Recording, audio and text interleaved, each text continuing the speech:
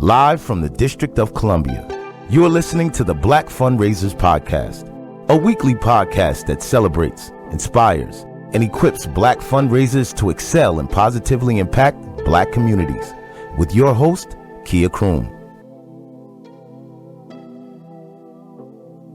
Good day, good people. Kroom here, and I'm your host of the 100 Black Fundraisers Strat Talks, your weekly podcast that celebrates, inspires, and equips Black fundraisers to positively impact Black communities. I want to tell you thank you for tuning in, and know that it's my pleasure to curate content for your listening pleasure and to offer you value each and every week. Y'all, I just read an alarming statistic. According to Philanthropy News Digest, due to COVID-19, the nonprofit sector lost 1.6 million jobs between March of 2020 and May of 2020. That's a lot of jobs, and that doesn't even take into account the jobs lost between May of 2020 and now even. The struggle is real. And my heart goes out to all of the people who have suffered job losses or income losses due to COVID. And the more I thought about it, the more I thought about my community, my network of Black fundraisers, which could very well include people impacted by the job loss, right? My heart is encouraged. Despite all of the fallout from COVID, I'm still seeing nonprofits hiring and seeking really skilled fund development professionals for some really, really great roles. And if you're in the market, it's happening. It's a good time to apply. It's a good time to go after the job that you want, but more than that, the job that you deserve. So I thought to myself, I said, Kia, let's bring somebody to the Black Fundraisers Podcast to share some job search tips for the good people listening. And y'all, I got your back because that's exactly what I did. So today, good people, I've got an amazing guest with me. I've got leadership and development expert, Dr. Hamaria Crockett. She's stopping by the Black Fundraisers Podcast to share job search tactics to not only help us land the job we want, but the compensation we deserve. Dr. Crockett is a senior consultant at Korn Ferry and a founding member of the Korn Ferry Advanced Coaching Team. And she's always posting all kinds of really, really great job search guidance and professional development tips to her YouTube and social platforms. So if you are not following this sister, by the end of this episode, look the sister up, Dr. Hamaria Crockett, and thank me later. Let's get into it. Hello, Dr. Hamaria Crockett. Thanks for joining me on the Black Fundraisers Podcast. Welcome. Thank you so much. I'm so glad to be here. Dr. Crockett, what are common mistakes people make in the interviewing stage? When a person that is interviewing you asks you, what is your salary range?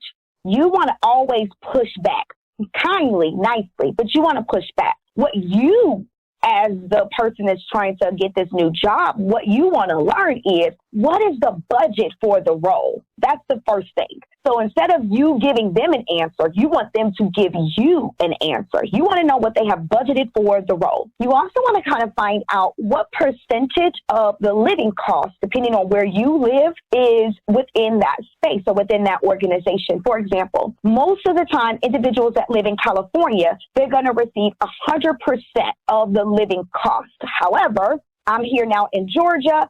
They're probably going to give me between 80 to 85%.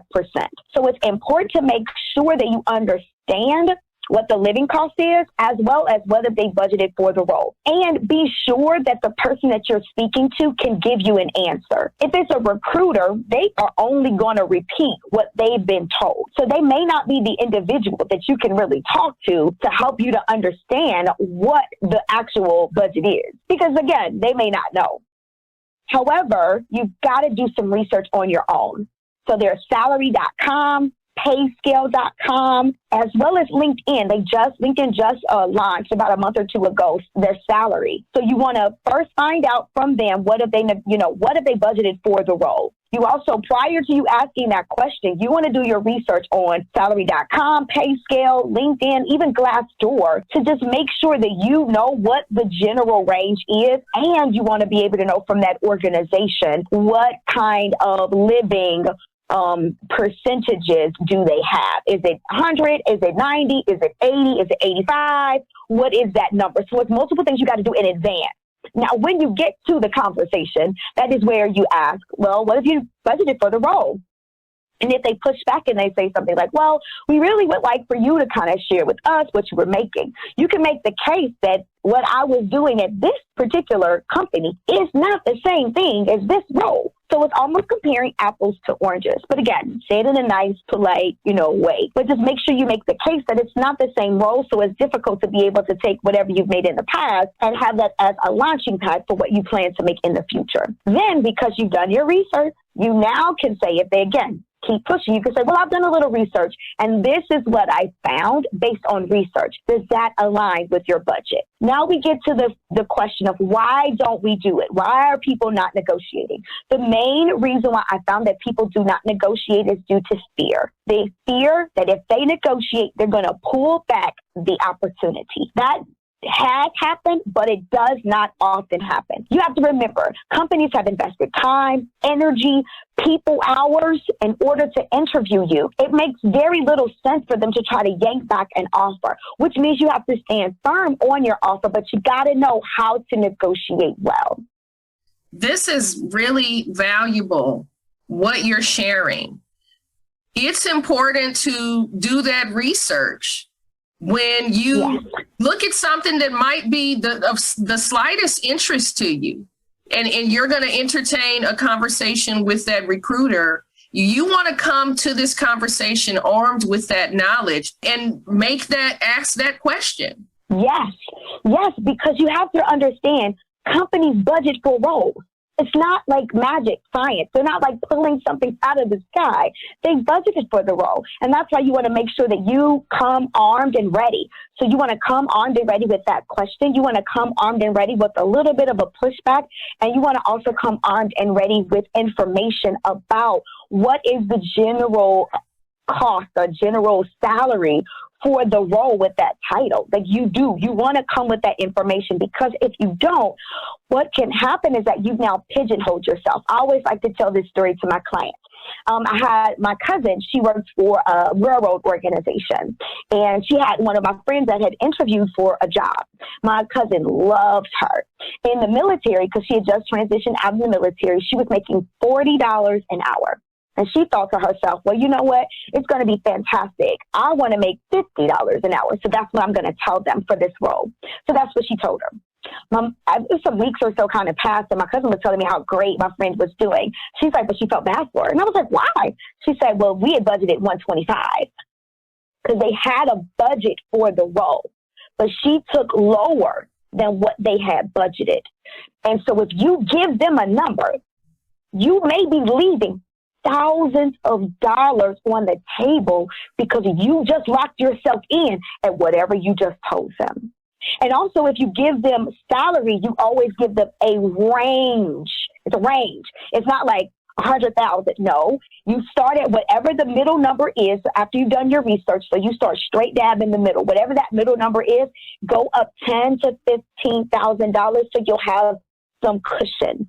So if they say, well, we only have X amount of dollars, you know that you really, we were at 100,000. When they say 110, that's okay, because you knew that really it was 120, whatever that middle number was.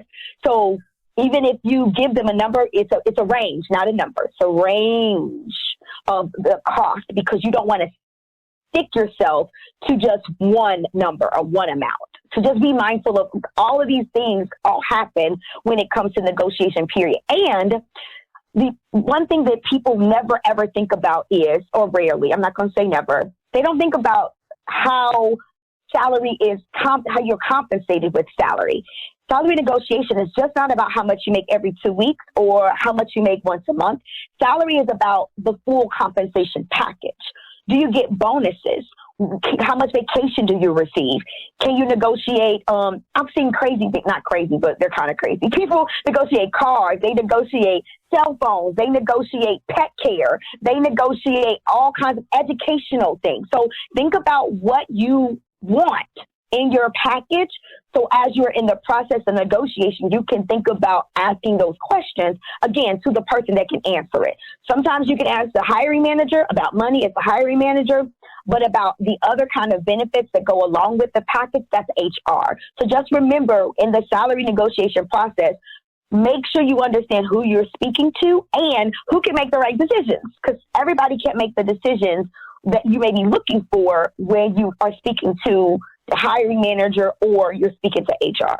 We're coming to this conversation in the know, right? We've done our research. So I'm always being super mindful of, what I want to know in this fact-finding process. What can I learn about everything from not just the compensation, but I want to do some research and interviewing around the workplace culture and processes and evaluations, how the role is evaluated and all of those things. I encountered a lady who was really, really great, was looking to change roles at one point in time. And when it came time to negotiate her salary, she lowballed herself, right? I think that she requested significantly less than what the role was paying, right? And it did work against her. Have you seen that happen before? It happens all the time. And it's because people are not researching. Because if you would have just gone to Google, any one of these resources that I've already provided, you could easily have found out what's the going rate. And when you don't find the going rate or you don't explore what the going rate is, exactly what happens, because companies are not saying, oh, well, we want the lowest person. Are they trying to get you for the lowest? Yes, but they're not searching for the lowest. And if you keep lowballing yourself, you may be missing out on tons of opportunities because they know what the going rate is. Organizations are meant to be competitive. So they know. So if you come in there and you're way too low, exactly what you said, they may be thinking, well, you don't have the experience. You're not the person that we're looking for. You may not be the best of the best. And if that's what companies are looking for, then yes, you end up lowballing yourself. It can end up being a very difficult conversation for them to have with you, or they'll just ghost you where they just won't say anything. They just will not respond anymore. And that's the worst when companies do that, but they do it all of the time. So if you've done that, if you haven't heard back, most of the time it's because either you've lowballed, you've gone too high, or you just haven't given them enough reason. Remember, recruiters are talking to people all of the time. They are masters at this. We just have to become better at it because it's us, it's our career. We just have to be, take that control over it to make sure that we are doing the right research, have a greater understanding of what is out there, what are the options, what are the opportunities, and being able to take advantage of those things. I agree. And I kind of feel like it's really a combination of doing the research and an exercise in self-confidence. Yes. Because having these conversations, you want to project that confidence. You want to be that confident negotiator. And I have always believed that interviewing is not a one-sided, one-dimensional activity. Just like I'm being interviewed for a role, I'm interviewing too. Yes, that's right. You've got to interview the person too. One of my favorite questions is, why do you like working here? If they stutter or, and they can't give you an answer, that's a good indicator they probably don't like it. So, like, take cues, like, be inquisitive about it. You don't have to ask about, sometimes we ask questions like, what is it, everyday activities? Right, that's fine. But like you mentioned before, what's the company culture like? Why is it that you like to work here? What would be some tips that you would give to a person that is new to this role? What can I expect for my first 90 days? Like, those are important questions to be able to ask not only the recruiter, but also the hiring manager.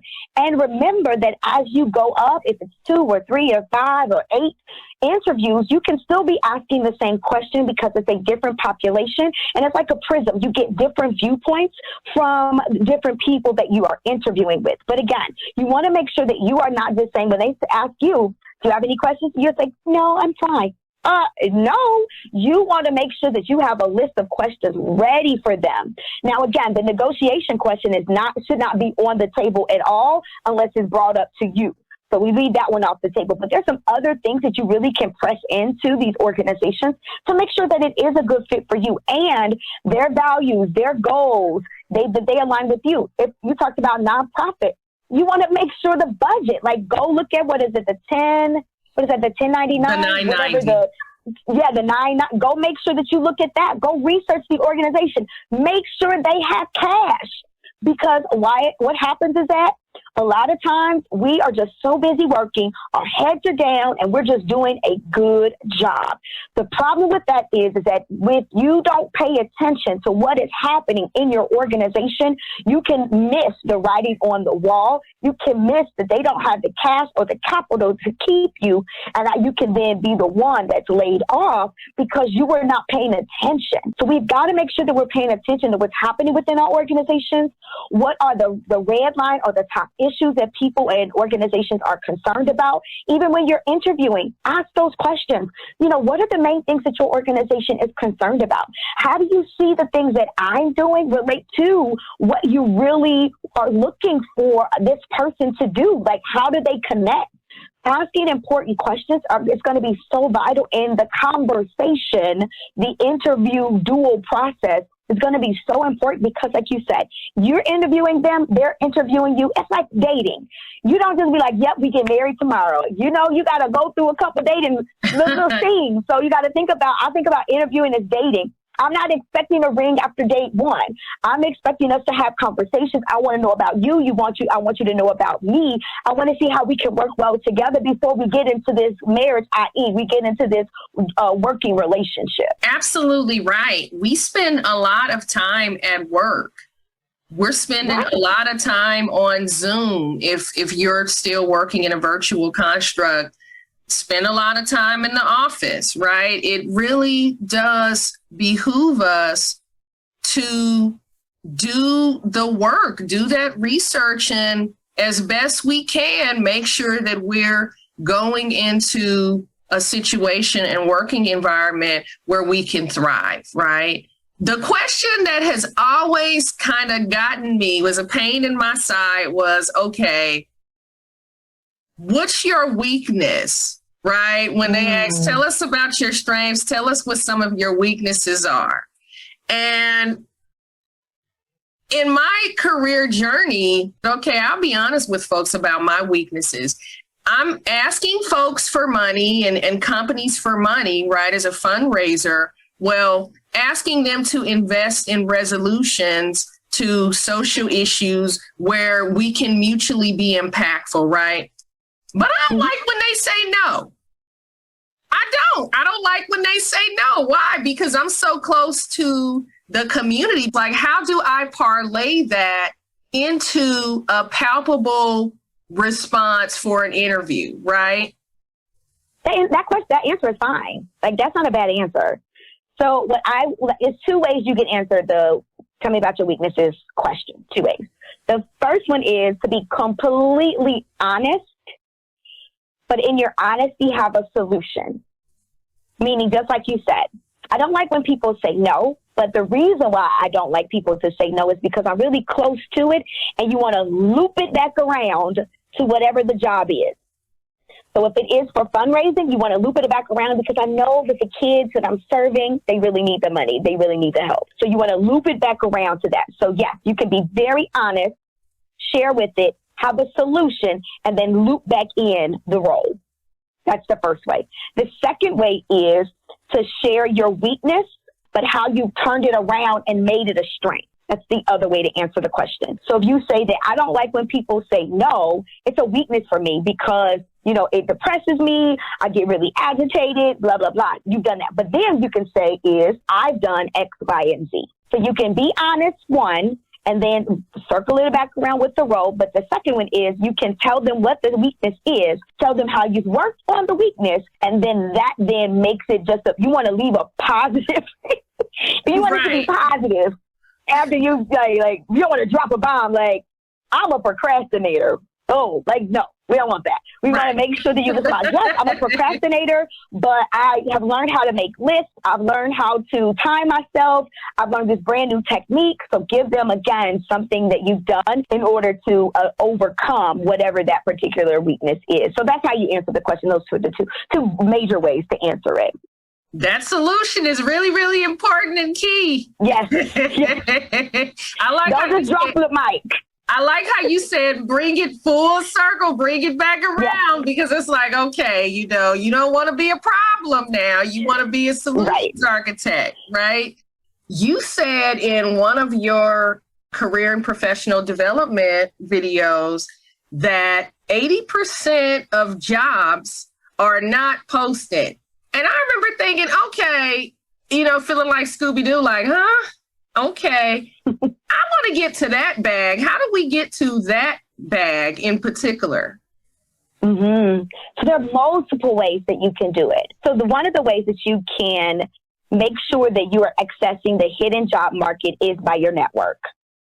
We want to make sure that the network that you're building is a network that where you're going. Sometimes we build networks on the people that we know and not build networks on the people that we need to know or we want to know or that they're going to help further our career. So networking can look like multiple different, it can look different in different ways. But the main thing about networking is you want to connect with people because people, if you don't remember anything else that I say, people hire people. So if we depend on a computer system, which is what happens when we apply for a job, the computer system scans, or the applicant tracking system, also known as the ATS, it scans your resume. You can have an extra amazing, fantastic resume, but it's being compared to what the hiring manager has put in the computer system. So now you're depending on your wonderful, amazing experience to be determined if you get to be seen by a human, by a computer. So if you are just depending on applying, that is going to be a problem. The reason why it's going to be a problem is because you don't know what the computer system is going to say yay or nay. So that's another reason why it's so important to network. So networking with people that you know, networking with people that you don't know. One of my biggest tips. Hopefully your listeners have pen and paper because I'm going to give you all my good old career coach tips. Hey, bring it on. One tip is if you have the name of the role and the name of the company, if you put in quotation marks in LinkedIn, the name of the role and in quotation marks, the name of the company, what LinkedIn is going to do is going to pull up anybody that has had that role at that company. Why is that important for you? That's important because you can read what the heck they said they've done in the job. If they don't have anything, maybe they just have the title of the role, see where they came from. See what kind of job titles they had before they got into that role. If you can read about them and read about what they say they do, if you've done it, make sure that's on your resume. If you've done it better, double make sure that it's on your resume and how you've done it better. Okay? Now, if you don't know this person, they don't know you. They also don't know that you're looking for a job. So you can send them a message. Hey, my name is Hamaria. I hope you don't mind me reaching out. I saw your profile on LinkedIn and I thought it was amazing. Do you mind having a quick call with me? That's important. That will help you. So it happens all the time. And that is going to help you to make sure that you have a way to reach out to that person or those individuals that work at that company. And remember how we started the conversation talking about negotiation? You could ask those questions like, how is pay at that organization once you get connected? Ask them about their role. Ask them, what's the things that they've done in the role? Do they like working at the company? If you can get connected to someone that works at the company, get the nitty gritty from them. Find out from them about the role. You never want to say, well, I'm applying for the role. No. So again, you want to make sure that you make connections on LinkedIn. Find out, again, doing the search between the name of the role as well as quotation marks of the role, quotation marks of the organization. Look for those people, reach out to those people, and use a script. You want to make sure that the script that you're using, that is asking them about their role, not asking them about their job. You don't want it to be a situation like you wouldn't walk up to a person that you don't know, shake their hand and say, hey, give me a job at your company. So again, if you are reaching out to people, just simply make sure that the conversation is an easygoing conversation, but ask them about their career. Ask them about their pathway. How did they get to where they are? Because again, if you're connected to them, then that means you're connected to the organization. And if you want them to naturally bring up like, oh, wow, you'd be a great candidate for this role. Or if they're leaving, because maybe it's their role, they'll explain to you a little bit about the role, about the people, so you can get the inside detail and the inside track about what's happening at that company. That's going to help you in the process of negotiation, learning more about the company, and all the nitty gritty, which is what we really want to have happen. Also, the reason why 80% of jobs are not posted is because of referral process. So if you are referred, you get put up in the top 10 of those organizations, especially in the people that's applying. What you don't want to do is have nobody. If you don't have anybody and you're just applying, it becomes extremely difficult. Prior to the pandemic, it was usually about 500 or 600 resumes that people will receive. Now for a role, it's thousands. I think the biggest number I saw was an Amazon role. They have 52,000 applicants. There's no way for you to just be able to get yourself to the top if they have that many applicants. So you want to make sure that you're connecting to people in the organization. So, okay, you've reached out to people, you reached out to that person. Who else in the company do you know? Or who are some people that you can get connected to that works for the company? Remember, a referral from anybody in the company is better than no referral at all. So you want to network with people that work in the role or close to the role or at least in the department. You want to network with people that work at the company because they can give you a referral.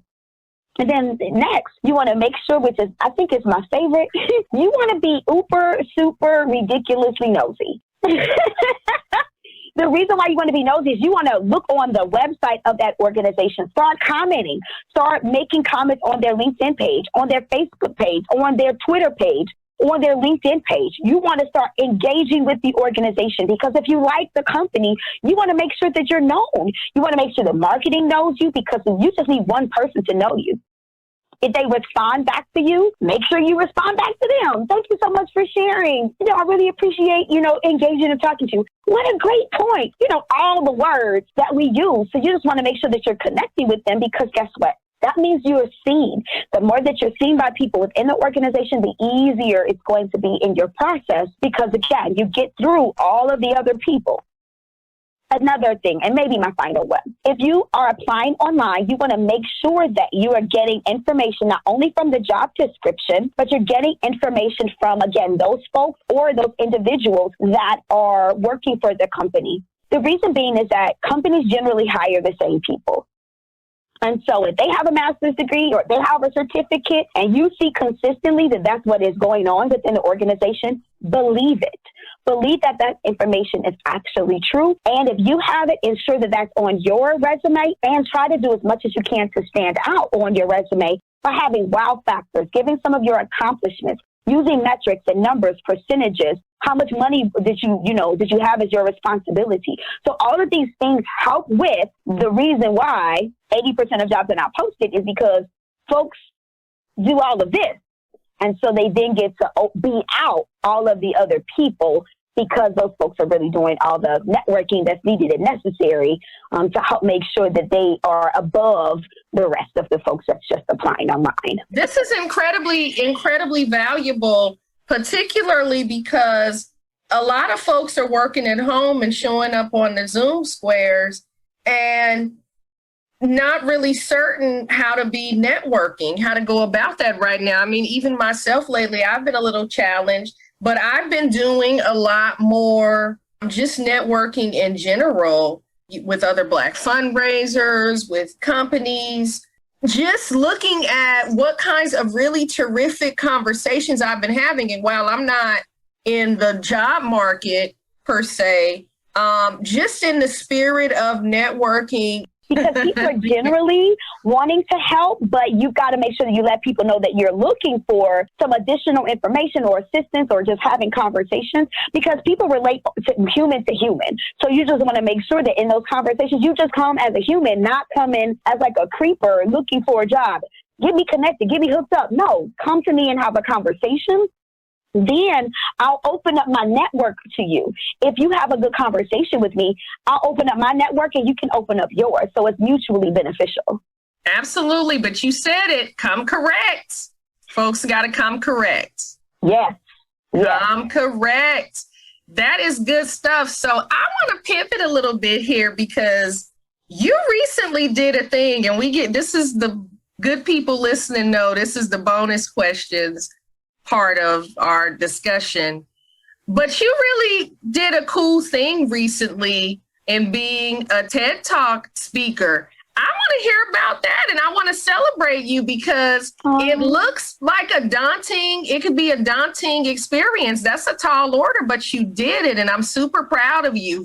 Rooting for everybody Black. I'm super proud of you. Talk to us about it. Yes. You know what? I've heard the same thing. People that I've asked over the years when I talked about, TEDx, they tell me, oh my gosh, it's just so hard. It's so difficult. It's just so much work. But I'll have to share with your listeners, it was probably a 4-week process. I was literally on my phone with my homegirl. She wanted me to come to Nashville in order to do an event for her. I was like, cool, I'll be there. So she was like, well, what's next? And I was like, girl, if I can find somebody that can do a TED Talk so I can rub my mouth, we're going to be good to go. We were on the phone.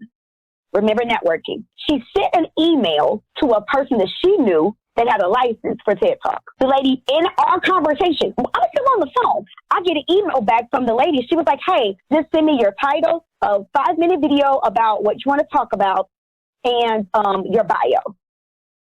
I said, oh, okay. I don't really have a topic, but, so I get off the phone, and I'm like, oh, well, this was pretty quick. So I'm talking to my friends. I don't have a topic because I just told my friend I want to do a TED Talk, but I didn't have anything in mind. So I got a topic and I sent it to her. Grow with the flow, adapting to your authenticity. A week later, she emailed me back and was like, sounds great. You can record. I just got the title last week, sis. So you want me to record now? Okay. So I had to write something. So literally, she was like, well, can you record next week? Next week? Yeah, I can record next week. So you got to be ready. Okay, be ready. Now, I wasn't real ready, but I was ready enough. So I started writing. I was like, okay, it only can be 18 minutes. Let's do it. So I wrote something. My friends was like, that is way too technical. And then I was like, okay, well, let me lighten it up a little bit to make it more interesting. So I told a story about my own childhood where I've done research over the last about 15 years about authenticity. My actual dissertation is about authenticity. And so the grow with the flow process is, I used to think that everybody was authentic. I didn't know until I started researching that people deal with authenticity and issues with being inauthentic. And so what I did was I compared authenticity to the growing of a garden. That as you continue to develop and grow, that you grow into your authenticity. Like when you first start planting things in a garden, it doesn't happen automatically. However, as you are growing in the garden, sometimes you have to pull out weeds. Sometimes you can start giving tours of the garden, but people leave trash. They leave things in the garden that's not so good. And you have to be careful. So as you develop and grow in your authenticity, then it is a process of you tending to a garden. And so that's what I came up with. And so that's what my TED Talk is about. It's growing with the flow, how to adapt to your own authenticity. And knowing that authenticity is an ever-evolving process. It's not something that just happens one day and you're like, I'm authentic. You have to keep working on it. So that was my story of my TED Talk. So I wrote it last week and I recorded it last Thursday. That is incredible. Kudos. I'm super, super thrilled about it. What was it like doing that in the virtual environment? So actually, with the TEDx that I did, there was a studio that they normally use. I went to the studio and they had everything set up for me, and I just the red circle and the TEDx in the back. So all of it was set up. Only thing that I did was have to decide what kind of angles that I want. How are you feeling about this achievement? I'm really excited. I am really overjoyed about it. It's been great. It's been great. And the anticipation of them watching it and people seeing it and giving me feedback about it. My coworkers and my friends, they're like, "Ooh, I can't wait to watch it." The edited video of it, I'm just like the raw footage, and they're like, "Oh my gosh, this is better than I thought." I'm like, "See, y'all, don't doubt me, y'all." I'm telling you. It's been great. I'm telling you, don't doubt it. Another question I want to ask you. What's on your playlist? What are you vibing to these days? You know what? If I have to tell you the truth. I am not a huge music person, but I love PJ Morton. So, and if I need to be super hype, this sounds strange, but 80s gospel music gets me hype. Hey, a good choir. I'm from Chicago, so a good choir with 3 good parts. I'm here for it. So you like the Chicago Mass? I got them on my playlist, my devotional playlist. Yeah. The Chicago Mass. Yes, Ricky Dillard. Yes, Milton Bronson. So the big Chicago sound. It makes me remind me of home. So I listen to that to get like super hyped up. But and like day to day kind of playlist, I need something calming because I do a lot of presentations. So just kind of keep me in a good, groove, jazz, neo soul, so those kinds of things. But yeah, so that's kind of what's on my playlist. So if I'm excited, get myself hyped up, I'm listening to a good 80s choir. Like, yeah, okay, I got it. Hey, and I'm a huge fan of PJ Morton. Oh my goodness. I got PJ Morton late though. I want to say after the Gumbo album came out, and I listen to that brother all the time. I love him. Love him, love him, love him. Well, I want to thank you so much for coming to the Black Fundraisers podcast and hanging out and giving the good people listening, and even me, your host, all of these jewels and nuggets on how we can navigate the job search and the interview process and show up competitively and informed and confidently. It's so important. Well, I just want to thank the good people listening. As I always say, you could be anywhere in the world in these internet streets, but the fact that you're rocking out with me and finding value in what me and the guests that join us have to say here, I appreciate you. I want to encourage you as we go into the next work week. Well, first and foremost, enjoy your weekend. But as we go into the next work week, stay encouraged, be kind to yourself, feed yourself, nourish yourself, and most importantly, stay tuned, stay down, and keep your head up. Thanks for listening to the Black Fundraisers podcast. Like what you're hearing? Subscribe to the Black Fundraisers podcast on Apple Podcast, Spotify, or wherever you listen, and leave a 5-star review. Connect with Kia on LinkedIn, Instagram, and Twitter to stay connected. Hello, thanks so much for stopping by. I am Kia Croom, and I'm a fundraising professional and DEI champion. I am in pursuit of racial justice for people of color and communities of color. I'd love to explore ways we can work together to change the world.